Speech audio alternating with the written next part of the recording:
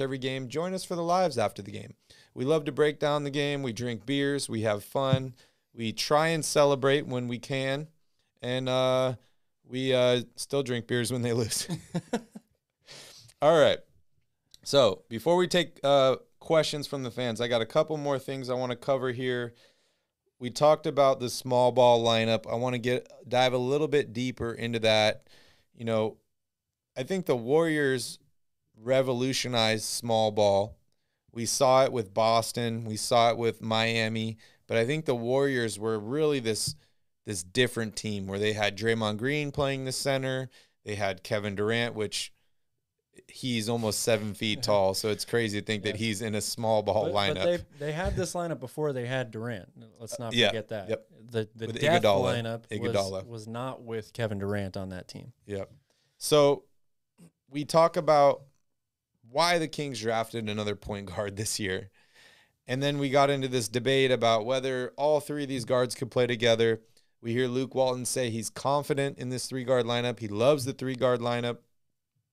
And then we've seen him play other three-guard lineups while they're resting Fox or Haliburton or Davion. You know, they're sending guys like Buddy, Terrence Davis. You know, they started a three-guard lineup tonight. They did. So how are you feeling about this small ball? And then how are you feeling about Harrison Barnes playing the 5? Well, that's not something that I want to see on a nightly basis.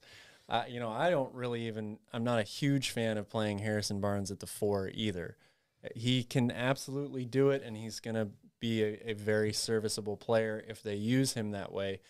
But I don't think I wouldn't like to see that every night. And tonight, you know, it was a unique situation. Rashawn Holmes fouls out. You need offense. You put it your 5 guards. You know, we'll call Harrison Barnes a guard in that situation out there, and you roll with it. Overall, I do think that the Kings, what they're doing is working so far, and it's only, like I said, going to continue to work if the defensive effort continues to stay this high. The energy level continues to stay this high. Mm-hmm. They're continuing to fly around the 3-point line, but these are their best players. So these are the guys that I think need to play. And Harrison Barnes was part of that death lineup, but he didn't play center. He did not play center. No, he did not. So I like what the Kings are doing right now. They're a guard-heavy team. Their best players are guards or forwards. So these are the guys that need to be on the court.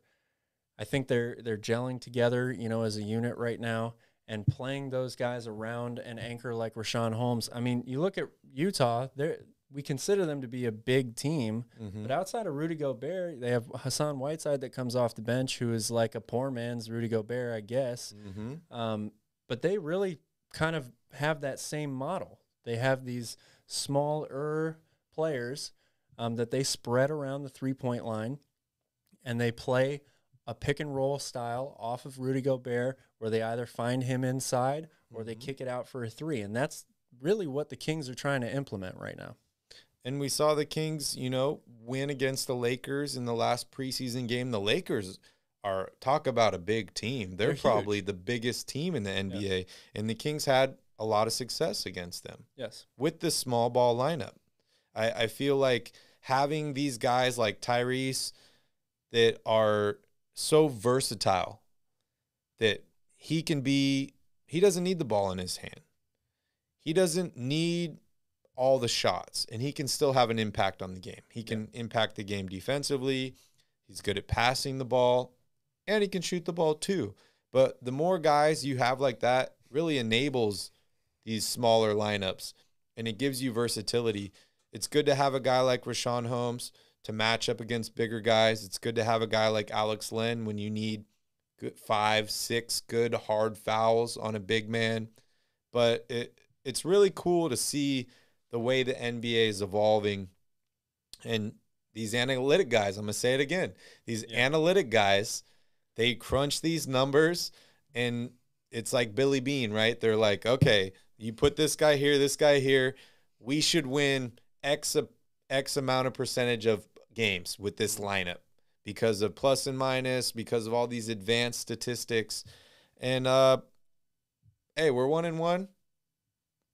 What else can you expect, right? Yeah, I think where this debate really gets interesting is, can this work in the playoffs? That's the $1 million question. You know, yes, the Warriors did succeed. They won a championship with it playing predominantly a smaller lineup. But that was a very unique team. You know, the Houston Rockets are the team that kind of gets credited the most with really trying to go for the small ball,